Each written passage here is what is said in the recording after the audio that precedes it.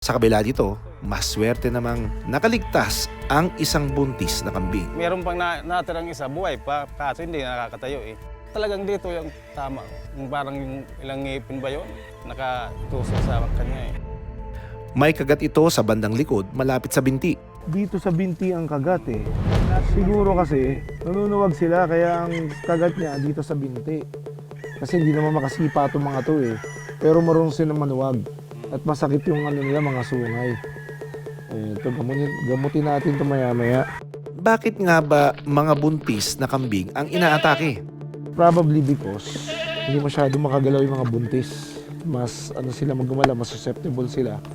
Mabigat yung pagkilos, kaya madali sila atakihin. Samantala, binigyan ko na ng gamot ang nakaligtas na isang kambing.